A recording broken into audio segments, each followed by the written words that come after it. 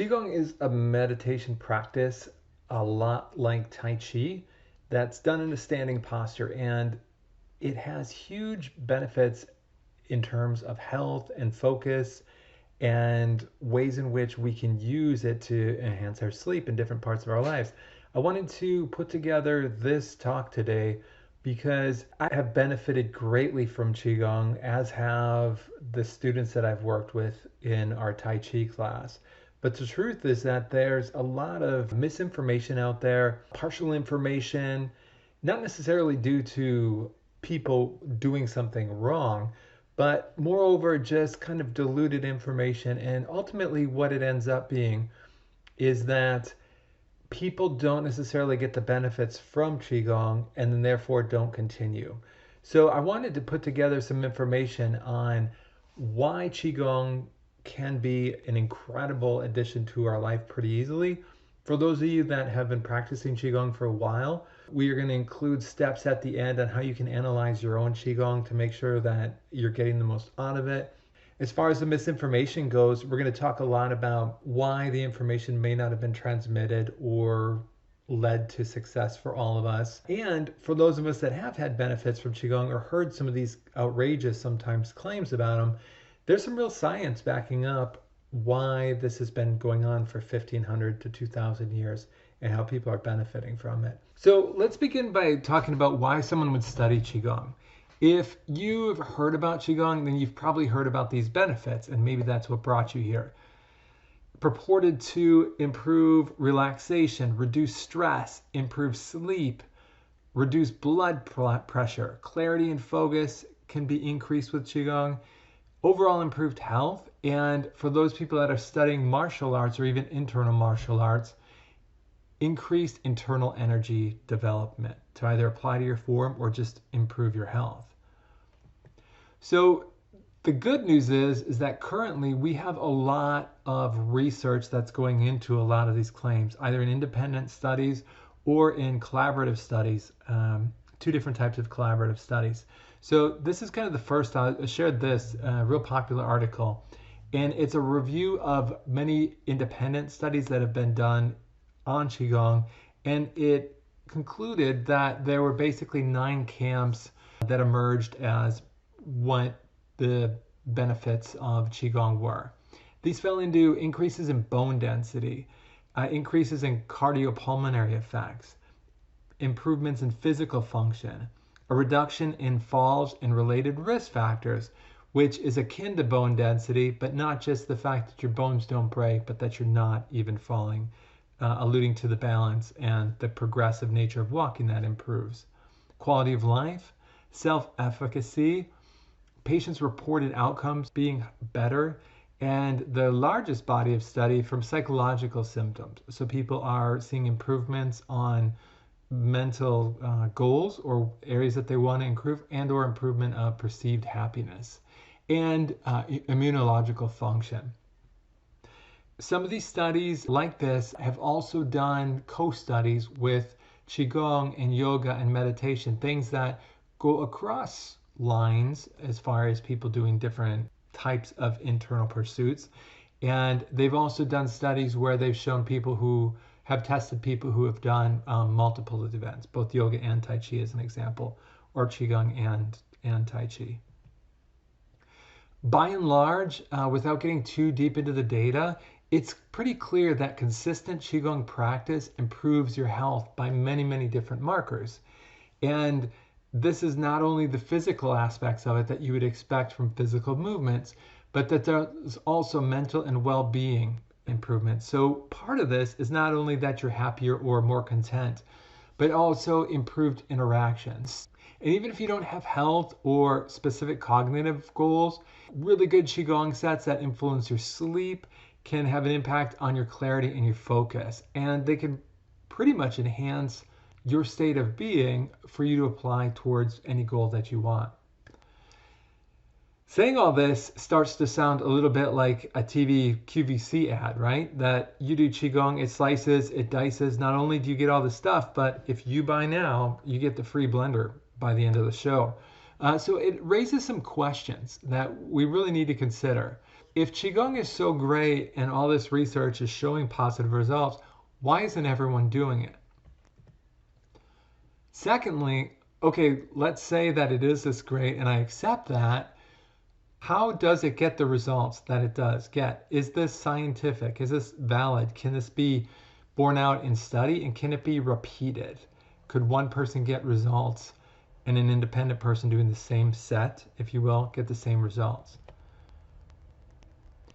And then lastly, let's say that we get it and we're interested and we want to do Qigong.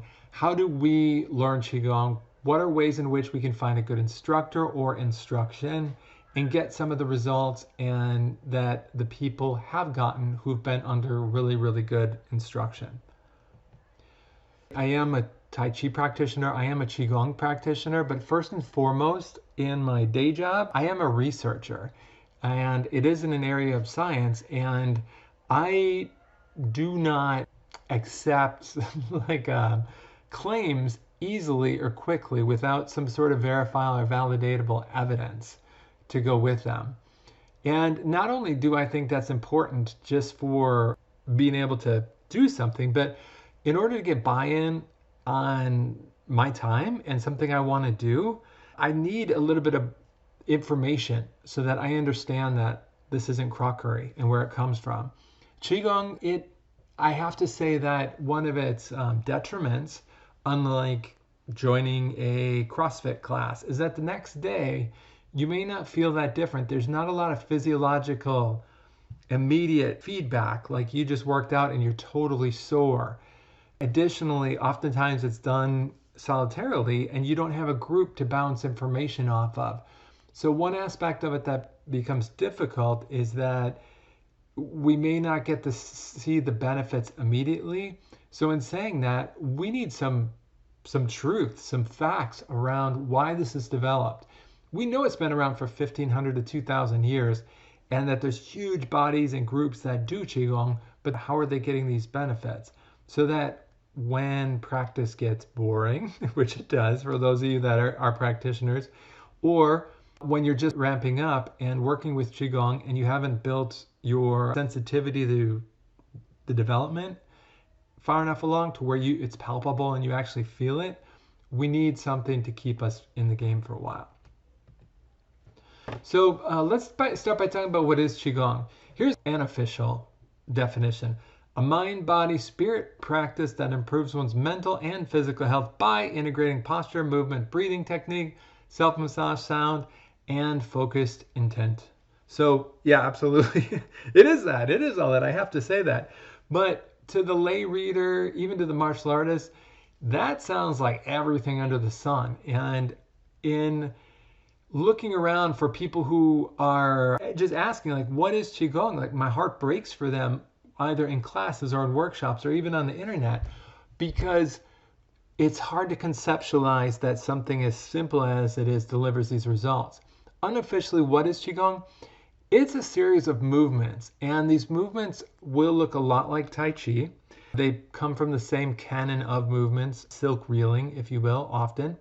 And you're usually in a standing posture with your feet shoulder width apart, nothing deep, nothing too martial. And your movements are coordinated with important breathing patterns and breathing suggestion. The set itself can last for 5 to 15 minutes, and it may be anywhere from 3 or 4 up to like a dozen movements. And this is important. A good Qigong set is not overly complex because your entire focus is on the energy development. So 2 sets that I do, a morning set and an evening set, which I'll tell you about at the end, they're about a dozen movements that are pretty simple, and some of the moves you repeat 1, 3, or 9 times. So to learn the set, if you will, does not take a lot of effort, but it's not complex, and it wouldn't be complex like a martial art form or like a martial series of movements or 26 yoga postures, which is by and large not that much either. I think that yoga in itself kind of falls into the same camp as Qigong. So Qi, subtle breaths, vital energy; Gong, skills cultivated through steady practice. So think about this as being an energy set. Qigong, energy set of movements. which this kind of kicks us into the next camp of mysticism, this idea of Qi. So I want you to take a little walk with me here, just in terms of nomenclature and vocabulary around this, because if we are working with someone who doesn't have internal development, or we're not at that place yet to conceptualize this idea that there's energy inside you that's robust and moving around and that you can feel, it'll bend your mind and it will make you doubt that what you're doing exists. And it doesn't have to be that complex or that mystical. So here's a couple examples. In the Inuit languages, so these are languages from the northern hemisphere, right? Eskimo groups, that they have over 50 words for snow. Makes complete sense. Fine snow, snow on the ground, soft, deep snow. Different ways to describe something that's very important to them in all of its minor forms, its synonyms. Equally so, complete opposite geographical example. Arabic has over 100 words for camel, and these fall into groups of camel types like gender, size, drinking behavior, appearance, or function. I don't need these words. I have one word. It's camel. It's been serving me well for decades, and I don't know that I would add another one for any purpose. But you can see that their culture and their needs have given them this synonym, these robust synonyms around something that's important. Well, within Chinese, there's several different words for energy. And we conceptually in the Western world may not have this, and ultimately what happens when we try to describe it is I feel that this gets bastardized and kind of promoted into this crazy idea of energy, which does exist, and there's some crazy aspects to it, and it's great, but in terms of believability, it doesn't have to be this unbelievable, if you will. So just thinking about it, you would agree that in terms of energy, if I can use that word loosely, that when you wake up, your energy is different than midday and it's different than when you go to bed. When you were sick, your energy is different. If you were to get furious, if you were to drink 5 cups of coffee, if you were just to find out that your boyfriend or girlfriend broke up with you, and you were to describe these as different energies, you can understand that you have different energies, whereas your native language, my native language, wouldn't necessarily describe this or populate this in different ways. The second point is that all of these different energies exist within you. Whether it's the fact that you're sick or in the best shape of your life, it's a description of something that you've produced.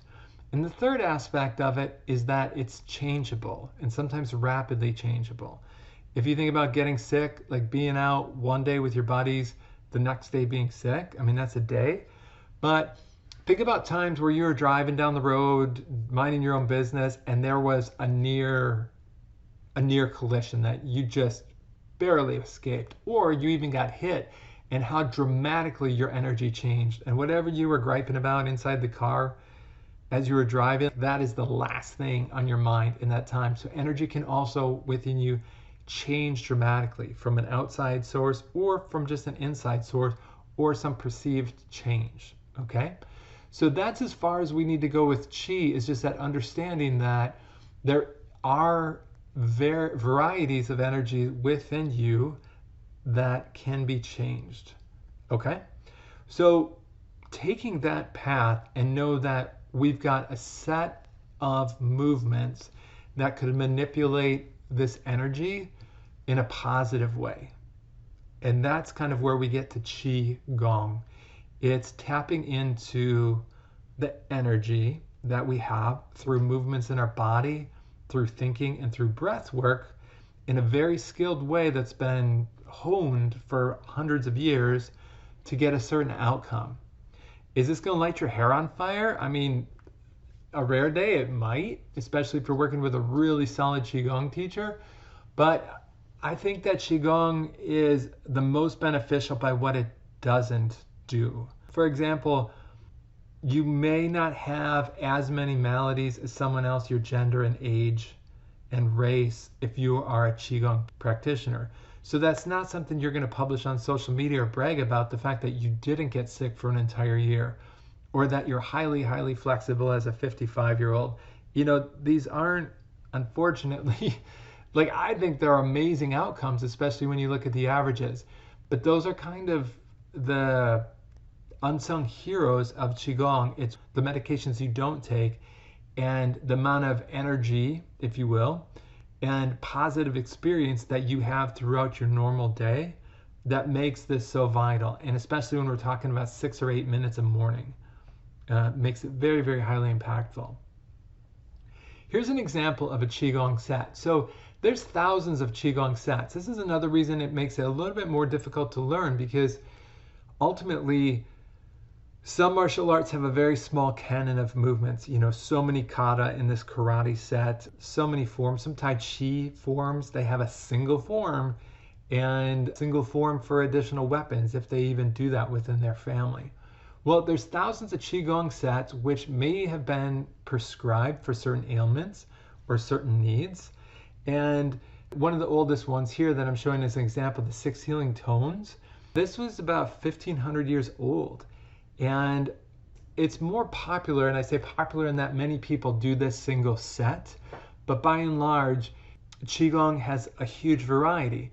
So this makes things difficult when we are trying to learn a set and trying to know whether it's valid and whether it's good, because are we going to find someone else to talk about rather than just the person talk about it with, rather than just the person teaching us? Are we going to find tons of videos or resources for it if there's this multitude of these sets? So basically, we need to know what's intended by all Qigong sets so that we have an ability to evaluate a form of movements and determine whether it's helpful or not. This is a really interesting set, the 6 Healing Sounds, if you're to look this up. And the long story short is that you're sitting or moving your body in a certain way, and you're thinking about an organ or a portion of your body, and you're thinking about a color which has a certain relationship to an organ, and you're making a sound to vibrate your body in a certain way. Again, 1,500 years old, and it's really, really pretty cool as far as like a healing mechanism, to give you an example. So in saying that, how does Qigong get the results that it does? How does it improve our sleep? How does it repair the body? How does it cause us to heal? I'm going to share with you a handful of slides on how science is more importantly getting overlapped over these Qigong sets. So our lymphatic system, this is a network of tissues and organs that help us get rid of the body's waste and unwanted materials. The primary function is to transport lymph, fluid, infection-fighting blood cells throughout the body. So an interesting thing about the lymphatic system is that it doesn't have its own series of pumps. So how does it move this stuff around? It's not like our bloods and our arterial and venous system. It's not like our muscles. It's got one-way valves basically, and it moves the stuff based on our steps and pounding and bouncing. Like running, that can make you healthy related to your lymph system. So a really good Qigong set includes some sort of bouncing, thumping, or pounding. Or if you want, there's a craze that's been getting more and more popular called rebounding. And basically, people have identified this as being beneficial. And you too can bounce on a trampoline, or you can just do a Qigong set. So this isn't as crazy as you think. If you think about nervous people, yourself or someone else, and tapping your hands or shaking your arms or bouncing on your heels, what do you do when you have something caught in your throat, right? You thump your chest, your thymus, or your clavicle with your hands. In essence, it's an innate response for you to thump your body in order to cause and to help the lymphatic system. Second one, blood cell production from the bones. So bone marrow, lot of research on stem cells, right? Well, the way our body develops its own cells in red blood cells and white blood cells, it's in the bone, and it's in the bone marrow, the spongy portions of these. And where are our biggest bones? Primarily our pelvis, like you see in this image, and in our hips and in our femurs, right? So these are the big bones within our body. And a good Qigong set puts pressure on the large bones. Basically, think of yourself in a standing posture that you're about to sit in a stool. So not something that's going to make your legs quake like a low Marshall stance, but something to put the weight on your bones to raise your body heat and innervate this bone marrow. So again, going back to the 6th century AD, Bodhidharma taught 3 sets of Qigong. It's purported that he taught 3 sets, one of which focused straight on bone marrow cleansing. And there's one of the original classics, Muscle Tendon Washing and Bone Marrow Cleansing Classic. I hope I got that right. Sometimes I get that backwards. But in essence, it's a focus on stress, putting stress and pressure and cleansing of the bones so that they can then use the marrow to produce new cells. Again, thankfully, breathing and breath work has been becoming part of the norm. And an example is square breathing. What it is it's a style of breathing where you breathe in for 4 seconds, you hold for 4 seconds, you breathe out for 4 seconds, you hold for 4 seconds. 3 to 4 rounds of this can cause you to calm down. So then, and this is one of many different sets that are popular now. This one was made, the square breathing, box breathing it's been called. This was made really popular by a book about United States Special Forces and the use of this breathing style with firing a weapon. Basically, what's happening is that the vagus nerve, which is located in our brain, vagus is Greek, I believe, for wandering, vagal, vagus, and it's in charge of the parasympathetic nervous system. So it can turn on your fight or flight, or it can turn that off. And a unique aspect of the system, the stress system, is that the body in essence monitors the amount of oxygen and CO2 that you have in your body to determine what state it's in and what's appropriate. So when we're stressed, there's more oxygen in the blood, and our breath is shorter to hyperoxygenate the blood, right? In case we have to run or in case we have to do something heroic. And when we're stressed, we're primarily using the upper chest for breathing. So by doing that style of breathing, which you may do just from stressing out at work, you're putting yourself in a heightened nervous system. So a good Qigong set that's been developed right knows about this and does the exact opposite, where it slows down the breathing and holds, and it breathes very, very long, sometimes for long counts, and it utilizes the entire frame. So basically all the way down into the stomach, all the way up into the lungs. And by doing this, we can turn off the fight or flight response and return ourselves to something calm. Blood pressure. So huge in the Western world with diseases related to high blood pressure. So normal blood pressure equals low risk of stroke, kidney disease, and heart disease. And there's many of studies that have gone in this specific direction, linking Qigong to lower blood pressure. So I have to point out that the studies that I saw in the subjects that had high blood pressure and were on medication, they continued to take their medication. So this isn't permission to get off your medication. However, if you're able to bring your blood pressure down and revisit with your doctor to make that decision, that's great. Qigong accomplishes this with a range of different things. Here's 3. So the breathing patterns themselves slow down and reduce our heart rate to calm us down and therefore reduce pressure. There are spiraling movements. So what I mean by spiraling movements, just as an example, if you hold your hand up and you turn your arm all the way one way and then you turn it all the way the other way as though you're wringing your forearm out like a wet towel, basically proper use of movement is going to wring the body out and cause kind of a wringing down on the blood vessels and the muscles, and then a wringing out of it, and basically creating a rhythmic massage, if you will, for these things.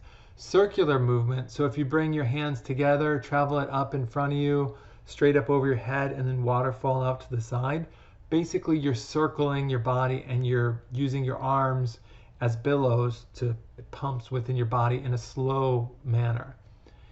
And then lastly, fascial and postural instruction. So the fascia is that thin, clear stuff that wraps around the muscles, and your posture being upright requires you to rely less on your muscles. So if you look at a cross section of your muscles, it's obvious that all the blood vessels run through your muscles, right?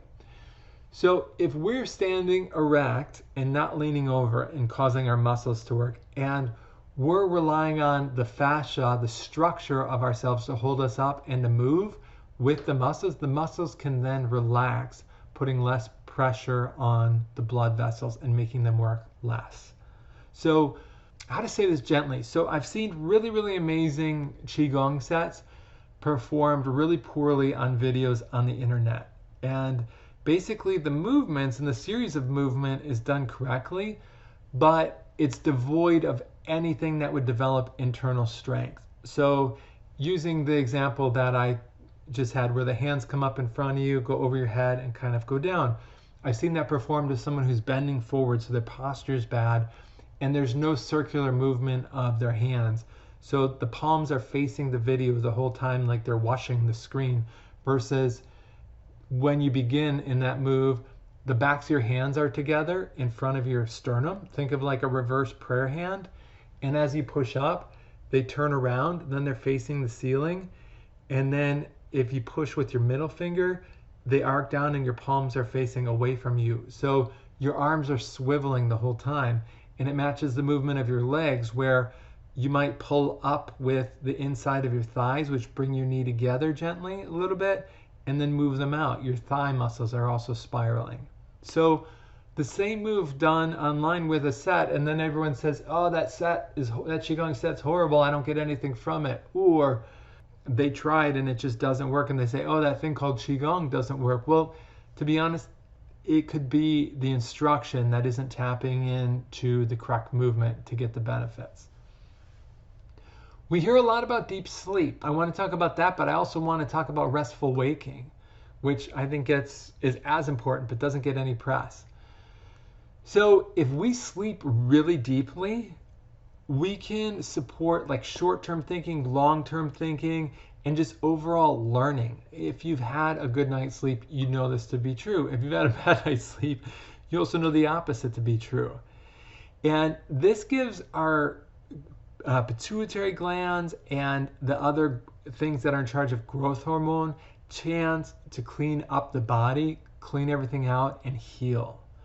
So a good Qigong set, which there are many that focus on sleep, thanks to the thousands of years and hours, the work by mostly Taoist practitioners, that you can use Qigong to put yourself in a supreme state prior to falling to sleep, to have great sleep during the night.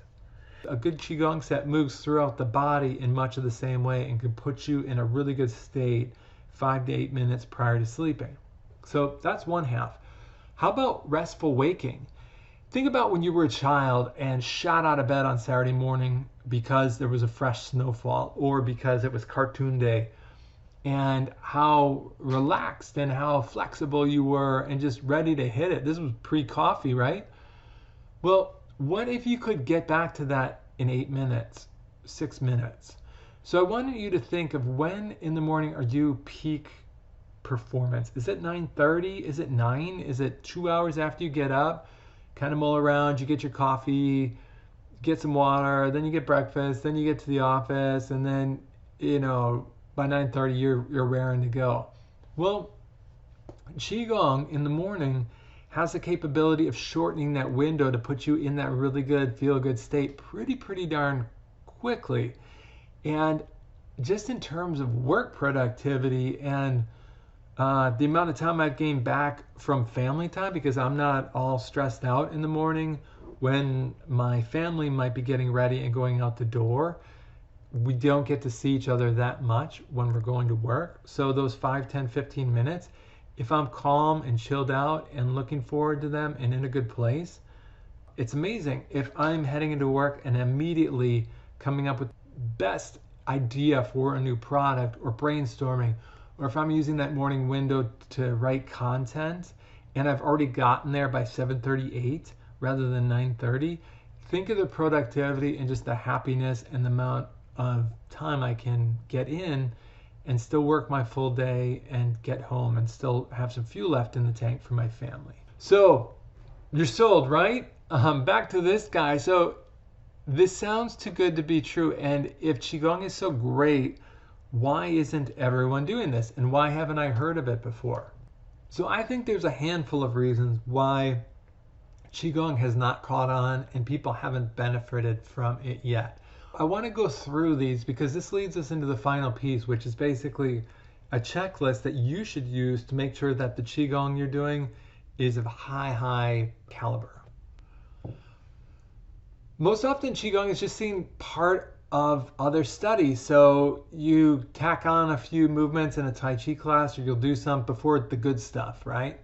Or maybe at the end of a yoga session, you'll do some sort of movements like these to send you out the door in a good mood. Rarely are there groups that focus on Qigong. Meditation centers are doing more of this, which is awesome. But Qigong unto itself needs to be learned. When you're learning a set, it can take, 20 minutes a day for a month to get it down. And then when you get it down, it's a few minutes and the benefits are there. But in the same way that if you're learning an instrument or learning to sing a song, you would put a little more time in during a month or at least, right, before you could actually sing the 3-minute song. Well, I think Qigong is kind of like that. By and large, Qigong should have 3 parts. A portion of the set that is cleaning you out, and this doesn't have to be something, again, mystical. We're talking about fully exchanging all the air you have in you while you're sleeping for new, fresh air. It's wringing your arms and your legs out to kind of squish all the blood that was in those muscles back into the arterial system and replenish the blood with oxygenated blood. So something cleaning, something building. So not after the energy, if you will, is cleaned, how to build more energy, because your goal over time is to increase your vital energy and the amount of energy you have to do whatever it is you want. And then storing. So as soon as I say this, there's going to be an argument that, well, I know of this set and it's amazing and only has 1 or 2. Absolutely, I'm sure that exists. But I bet that the stated purpose is just for that thing. And if you're new to Qigong and or want the benefits from it, you kind of want this full cycle. It's not taught incrementally. So Qigong is specifically and purposely simple, a small number of movements that might be repeated. And it's easy to learn in one setup. But the thing is that the purpose Qigong energy set is to dramatically increase your energy over time. And good Qigong is taught in portions where you learn a few moves and you practice them for several days. You tack on the second quarter of the set, you build that up, you tack on the third quarter and the fourth quarter, which gives you time to really pay attention and develop the foundational part to get the full benefit of the set. Oftentimes, in martial arts specifically, and as well as yoga, things are taught in a workshop format. And yeah, you want to get your money's worth and be there for 72 hours, but learning a full set for that weekend without having any mistakes is pretty darn near impossible. There's a couple groups, one I'm going to share at the end, that are doing really well at this. So if they do teach a set in a small amount of time, they've put time and money into really good resources for us. So these are books, these are ebooks, and these are videos where you can go back and watch and learn and incrementally improve how you're doing. Poor transmission of instruction. The instruction that we get is only as good as the person who's teaching it and the group that we're learning from. So in a rushed format or in a busy format, we may not get all the intricacies of the movements, like what I talked about as far as breathing at the right part, the spiraling of the limbs. And the sets are purposefully bland and simple so that we can focus on the detail. And what I normally see of this is that someone learned a set from someone and they probably developed their internal strength really well. And over time, they haven't had repeat instruction because it's not common to have for people to have Eastern instructors unless they're coming back and revisiting, or we're going over to Asia to continue to study. And portions of the Qigong are left out, or the detail on it just isn't there for us to develop well. And our Qigong is only as good as the person we're learning from. So basically, it's important for us, me included, as a Tai Chi and Qigong teacher, that I use phrases like, this is what I sense, or this is what I believe is going on at this level of my development. And I talk to someone from the medical academy and they say this is how they use this at a higher level. So even for the people who are teaching this, and it's great, we want a lot of people out there so that this valuable resource spreads, we're limited by the instruction that's coming. So a good set has a way for us to access someone to ask questions as we're developing. Another detriment to Qigong, it's just kind of inherent in it, is that it's a solitary action often. And we don't necessarily have groups to work with like we do with Brazilian Jiu-Jitsu and karate and Tai Chi and yoga, where we can bounce these ideas off other people and be like, hey, I'm doing it this way. What do you think? What do you remember from that class? So having instructions where we can see examples is a way around this. And we know that group learning always increases retention. So given the opportunity to learn with people we know is better. But I think Qigong, just inherent in the nature of it, hasn't reached its zenith because of this lack of sharing and sociability. And lastly, there's stick-drawn PDFs on the Internet of Movement, and there's some videos that are partial. There are increasingly better instruction and workshops coming along, but the best sets where people develop over time have some sort of resources where you can go back and refer to books or PDFs or videos. One group out of Florida is doing this really well, where they're doing workshops. They travel around, they return, they're doing online workshops. They have books, they have videos, and it allows you to progress over time. Equally with the sets that I do, the instructors took great care and effort to make videos so that when I have questions that I can check back in, that I could go back and pick up things that I missed. So Qigong suffers from all these different things, and ultimately what comes out of it is that people have no or low results. And are you going to keep doing something just because someone told you and on blind faith if you don't think you're benefiting from it or don't feel anything from it? And I think that's correct. And I agree with this, that if you're not getting something out of it, like, you should quit, right? You don't want to continue on blind faith without any validity behind it. So in order for Qigong to progress as an art in the West, I think that we need to really have a way to qualify whether a set is good, so that if we do Qigong, we're not passing judgment on the entire art based on our interaction with one person on YouTube and called it Qigong, right? Or it martial arts. There's many, many different Qigongs, and our ability to find that is important if we want the benefits. So here's a checklist for you with the set that you currently do, or if you're looking for good Qigong instruction. All of your progress is dependent on this, that you should learn and add moves incrementally over time.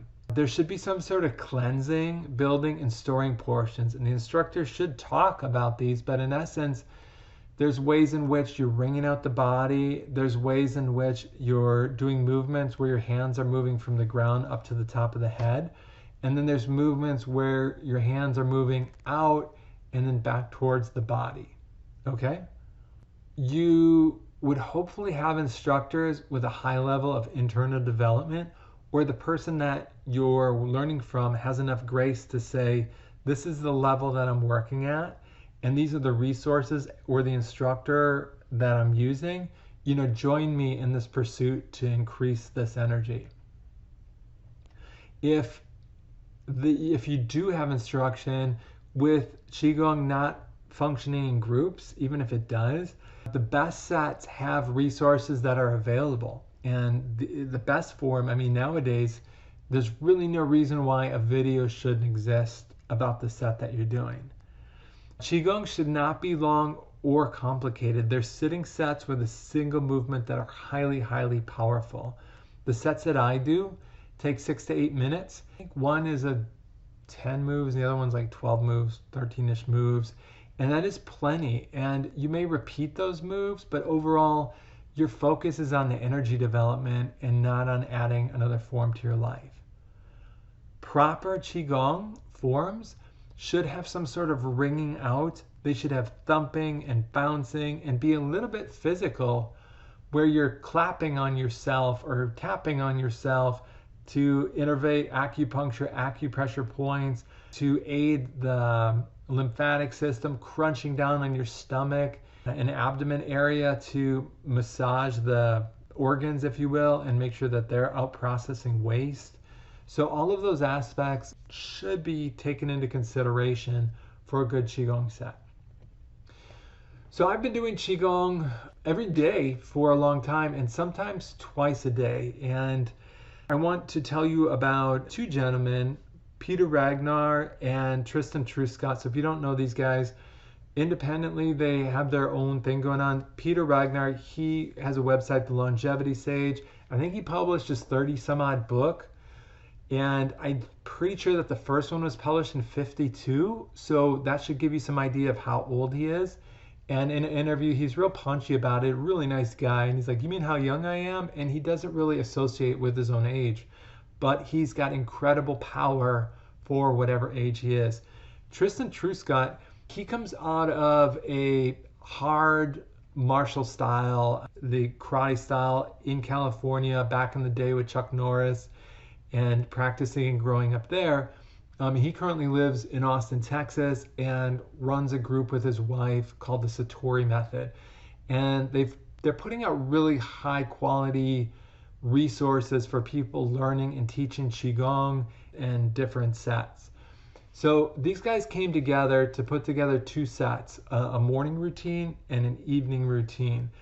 And they're 6 to 8 minutes each. I've done both of them, so I routinely do the morning routine. But I can tell you that I've used the evening routine often in times of heavy stress. I did that one every day rather than the morning one for a while when I was getting past a back injury, and that was very helpful. Allowed me to sleep just incredibly well. So the amount of time you need these sets isn't that great. They're taught incrementally, so each set is taught in a month, where basically you work on a quarter of it for a week and then add the next quarter and then add the next quarter. You can find out more about these and writings that I did about this on taichibasics.com/learn Qigong. Full disclosure, we receive royalties from the sales of this, so indirectly purchasing of this gets back to the Chen Tai Chi Association. It's half the price you would pay for a workshop, and it's 2 full complete sets.